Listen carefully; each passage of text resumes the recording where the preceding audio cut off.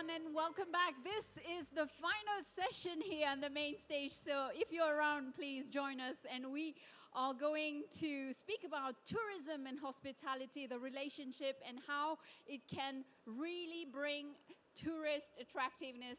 So we're going to discuss these topics with two fantastic guests. Please join me in welcoming Sanjay Thakur and James Thompson. Come on.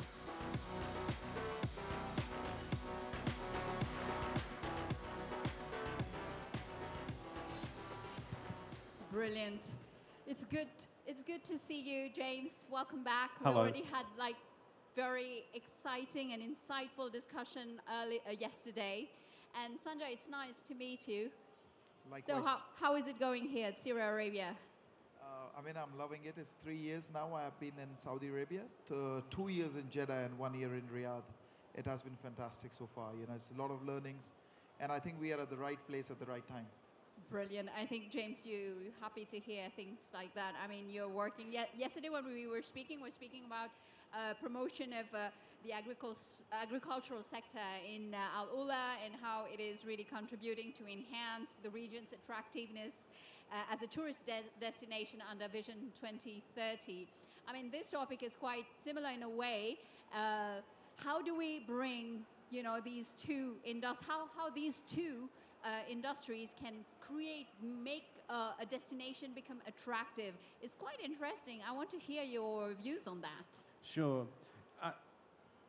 Tourism in agriculture, for agriculture is more than, it is a culture, especially in Al Ula and all over the Kingdom of Saudi Arabia, that there are so many unique cultural experiences to be had that are based around the traditions of agriculture and living on this in quite a harsh environment. So getting connection with the people, the culture, the traditions, the beautiful products that come from the land is a real authentic experience for tourists.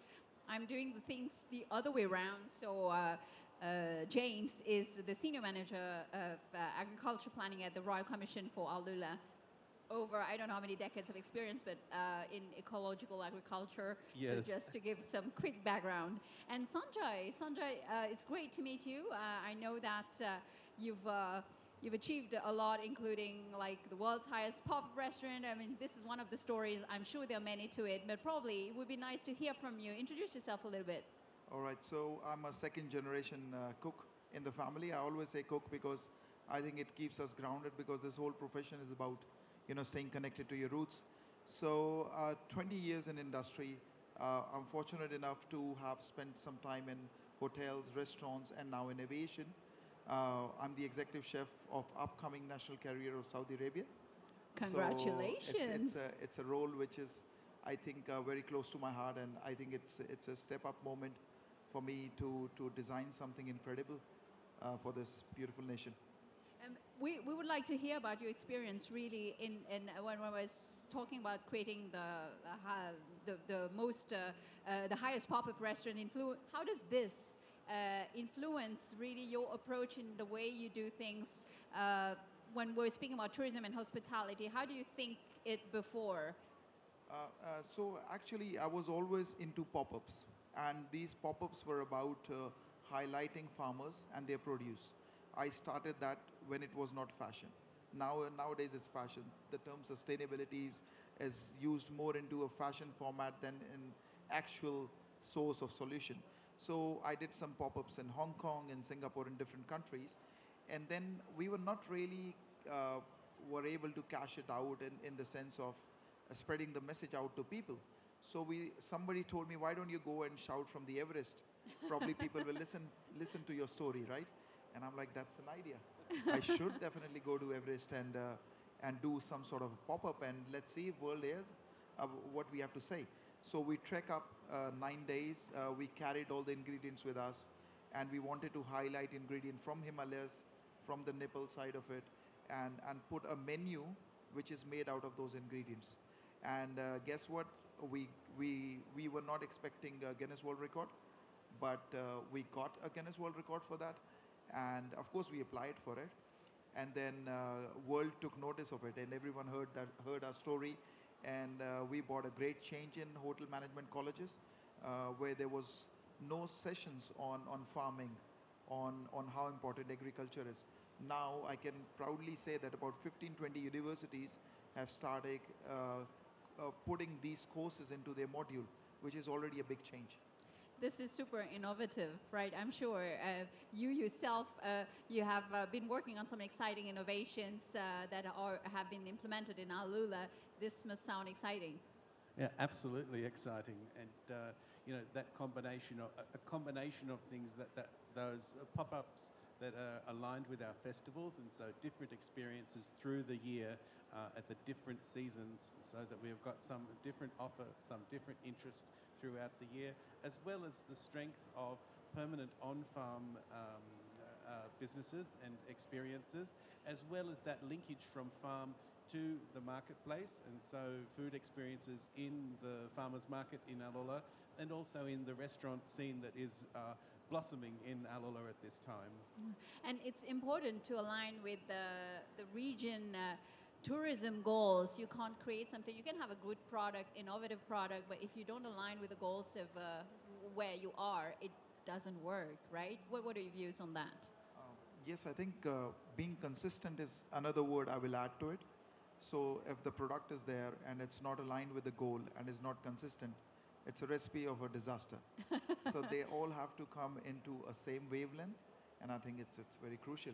And it's all about the timing, isn't it? And this is where the work that we've been doing very much in Alula, as we were discussing yesterday, is about training and capacity development of the farmers and the value chain for the products that are produced, so that we can have consistent, specified products that meet the market requirements and the needs. And so then we start to look at promoting the brand, the overarching brand of Alula's agricultural products, and then the specific interesting brands around dates or around different types of heritage citrus, around the seasonal figs and grapes at different times of the year.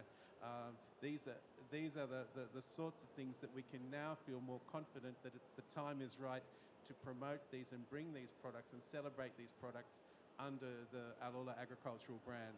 And we've got to have the product before we can promote it, because absolutely, if you don't have that consistency, if you don't have the reliability of supply, it becomes a problem. And similarly for on-farm experiences, absolutely, or for agritourism, you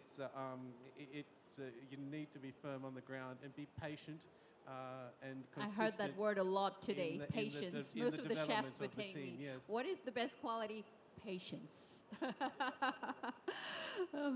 Sanjay, what impact do you believe unique dining experiences like what you're trying to do, but by the way, which was completely crazy, have on enhancing? How does that influence or improve, enhance tourist destination attractiveness? How?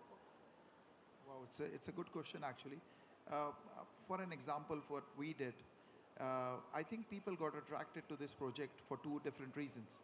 One was it was a challenge, and some bit of it that we want to do it.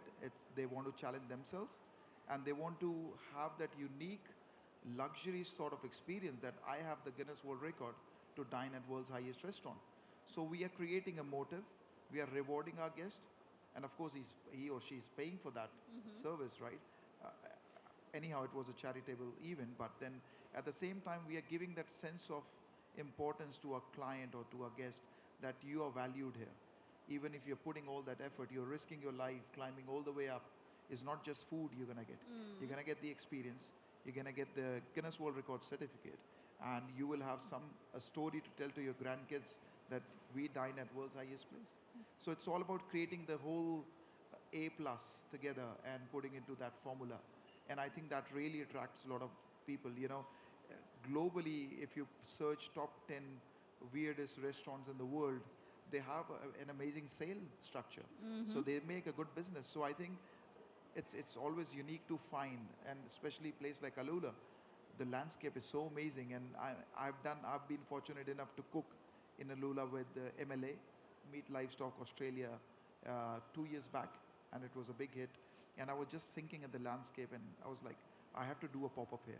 but I'm just trying to look into some creative way to do it in You a. need to work with Yes. James. Yeah, absolutely. Because there are lots of things going on, and Yeah, you we guys. sure have. I think it's, and especially over this winter season, it's the time of tourism and time of so many activities. So it's great for us to discuss and make a plan. Mhm. And what is exciting also when we're having this conversation yesterday, you mentioned, James, that you are also working a lot with local communities to bring those innovative products, to foster entrepreneurship, and also involve them into tourism growth, I mean, in a sustainable way. Absolutely, and and that's what is sustainable, and that's what's authentic as well. And I think that's what the heritage mystique of Alola, what draws people to Alola, the archaeology, the ancient sites, and the living museum that the cultural oasis is a it's a wonderful experience. And so this connection between food and the community and the oasis, and there's this beautiful agricultural landscape set amongst in this spectacular sandstone cliffs.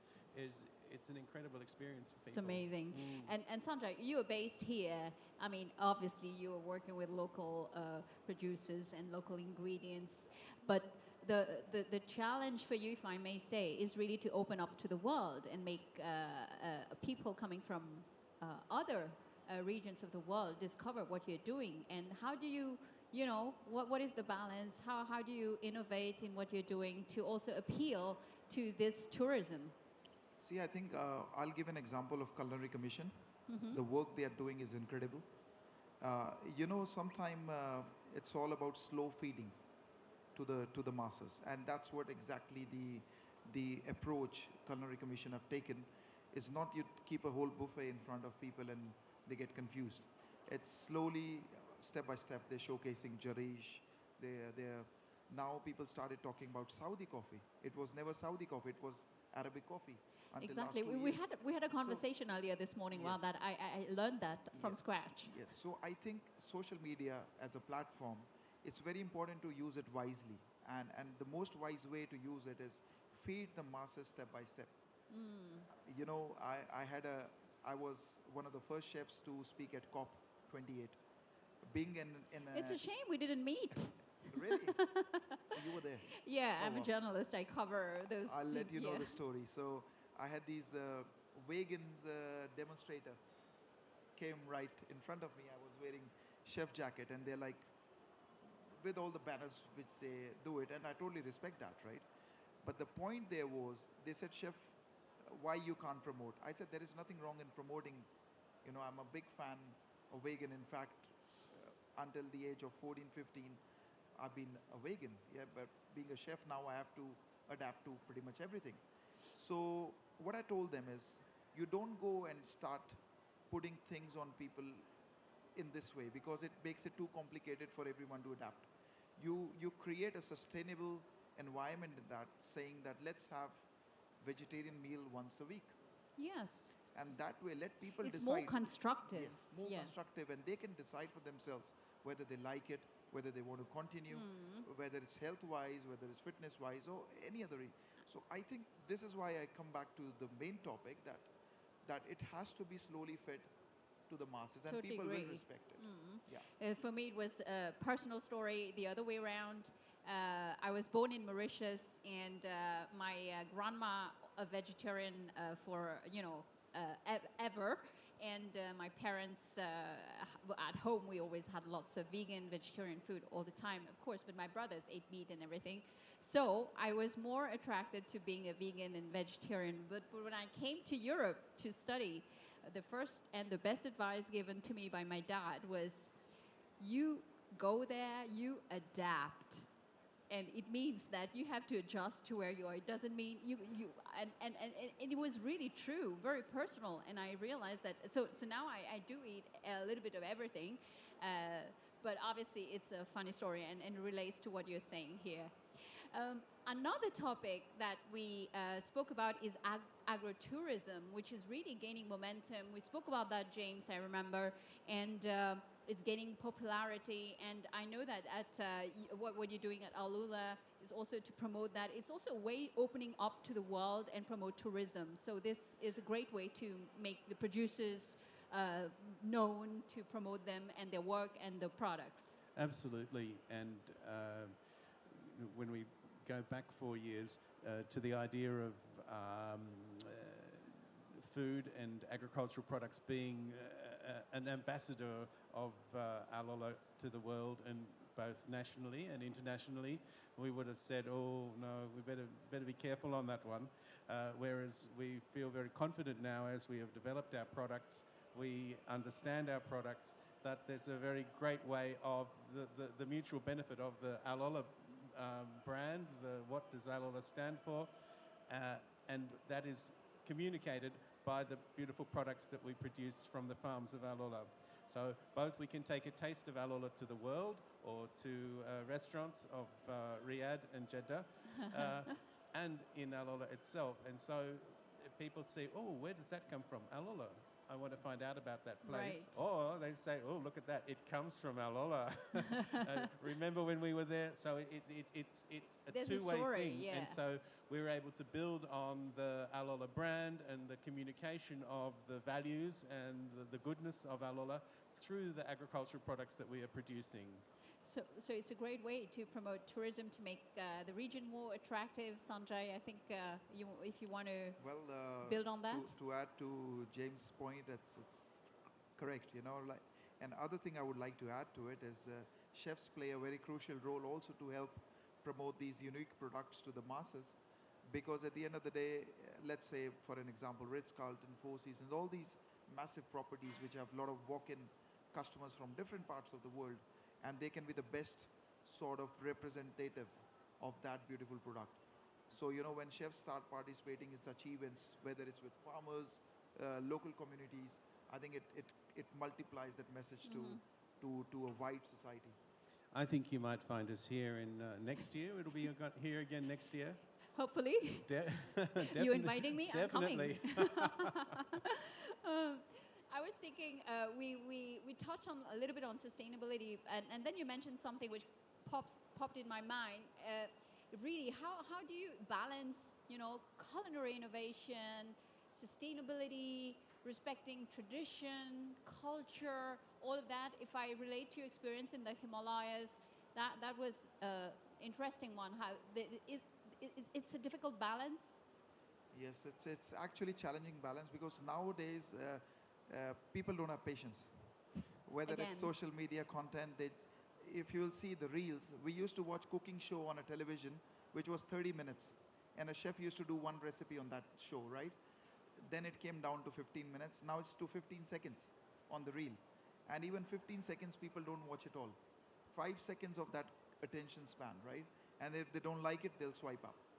So it's so complicated to impress people with your talent nowadays, because there is so much available, and to design a dish which grab attention is really challenging. So whether you talk about Chef Farhan or all these 3 Michelin star chefs, they really work really hard to invent dishes, and they don't go inventing 2,000 dishes. You won't see 20 cookbooks lying on the table saying that we did all that. Ferran Adria, who has been #1 for 10 years in a row in Spain, he only did 200 dishes in total. And that's what kept him #1, because he was dedicated to those 200 dishes in span of his 30, 40 years of career. And if I give you example, the dish I did yesterday on my master class, it was a combination of everything. It took me 2 months in a thought process To design it. So I had a local dessert called asida, and it was made by my colleague's mother. So it was wheat flour with the date paste, and beautiful dessert. And then I had it, and I just forgot about it for a week. And while sleeping, it just came up to my mind. I'm like, let me do something similar, but with panna cotta version. Nice. So, and if you go on internet or anywhere, you won't find a date recipe with panna cotta. You will find a date paste on top of panna cotta or as a sauce, but not really compiled together. So I did that, and I created it in a format of dunes, sand dunes.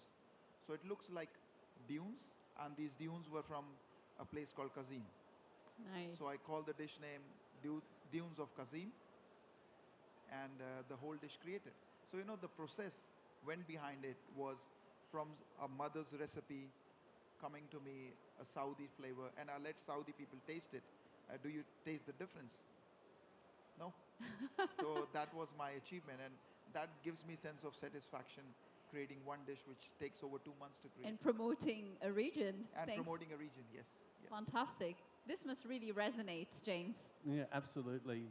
And the work that we're doing, as you give the example of the Culinary Arts Commission, the work that we're doing with slow food at the moment in our traditional food culture study in Alola, and this is one of the work packages of that is to say we've developed an understanding.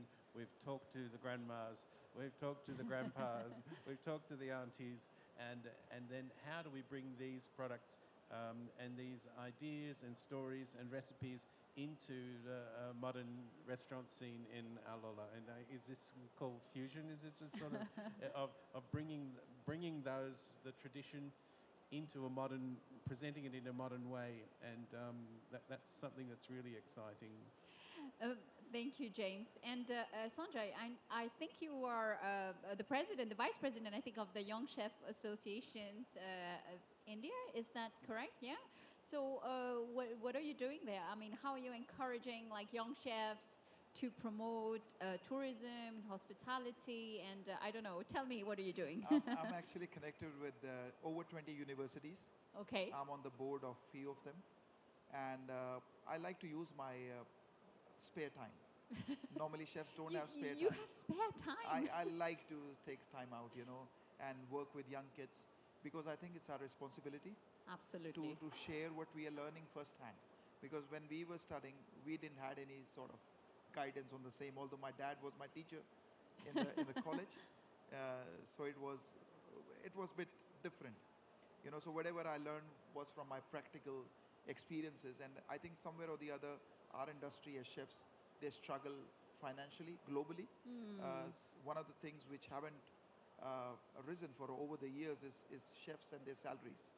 It has stayed to lowest possible. So my agenda has always been to support these guys, to support hospitality, because I know hospitality is making money, and that money, indirectly or directly, hotels or restaurants will try to invest in influencers, but rather than paying their staff a decent salary, they divert it there. So I want to take that focus out of hotel owners, of restaurant businesses, and tell you, respect your quality and your staff. They will produce a quality, and people will come to you. You don't need an influencer Right. with 1 million follower to tell your product is good. It's your staff will define your product is good. Absolutely. So I think this cycle will come back. Not now. Now, influencers and all this is trend. But in coming years, you will see the trend will go back to quality. But if what's happening on the digital media, in a way, when it comes to culinary excellence, I think if you don't have a good product, if you don't have, it doesn't work. It's not going to last. Yes. Yeah, Yes, it's not sustainable. It's not sustainable. And yesterday, in fact, a chef from Australia, he gave a big article, bit controversial, saying that it's becoming a toxic circle where we keep paying PR companies to promote our restaurant. They promote, we stop paying them, our restaurant ranking goes off the chart. So it's becoming... It's a vicious circle, and you don't want to do it anymore. Right. So, we don't want chefs and hospitality to go that way. Such a beautiful profession. Absolutely. Serving people 24 hours, 365 days a year, festivals, non-festivals, and I think it will bloom. I think this is also something that we need to be more, maybe to tell the youth, those who are using those media, to tell them what's behind, because sometimes we don't know what's behind the scenes. It seems so easy when you're scrolling, you're looking at it, but it is not. There are lots of work, and from yesterday, like I said earlier, one of the words that I heard all the chefs is patience. It's lots of work. It's hard work. And you want to promote that too, not just have this picture of something that is just all glitter and glamour, right? Maybe any thoughts, James, about that? Yeah, sure, and that is about sustainability, isn't it? Absolutely. And yeah, and consistency. So to look at to really understand what is the role of promotion, and using social media for promotion, it is to draw attention to something that's real. And I think that consumers and social media users are becoming sufficiently smart to be able to discern, oh, I saw a famous influencer promoting a particular restaurant or a particular product, I'll go and try it. Oh, they must have paid them a lot of money to, Right, right. to do that. And so you really need to look at any type of promotion, but including social media promotion and the use of influencers, to have a genuine product or a genuine experience behind that. So it's good to use that for promotional purposes, but if you're promoting nothing, it just falls back down again. You're not going to get the value out of the investment in that promotion. Right. We shouldn't put the influences, the chefs are the natural influencers, actually. This is what we should be promoting. I think you agree, Sanjay. No, no, definitely I agree. I mean, all these colleges who have placed their banners here, right? I just respect their work they're putting in. And imagine a person who goes on the television with one audition, becomes a chef, opens a restaurant, get funded by hundreds of brands, but the guys paid college fees. So I want them to have a restaurant, them to run the industry, rather than a person who does one video a day and become a chef. So there's a big difference. Absolutely a big difference. And, you know, it's really like the authentic story of a farmer and the products in an agritourism experience. Similarly, in a restaurant or culinary experience, it's that bringing out the story of that team, of that chef, of that restaurant, of its story. You know, that's what brings people to experience, and then to have a beautiful quality product there as well. So, yeah. Brilliant. Thank you. Thank you so much to both of you. Thank you, Sanjay. Thank you so much. Thank you, Really James. great. It was great having you. Good It was the final conversation. conversation of the day. I hope I'll see you guys tomorrow. Take care. Thank you very much. Thank you. Thank you. And I think they deserve a round of applause, guys.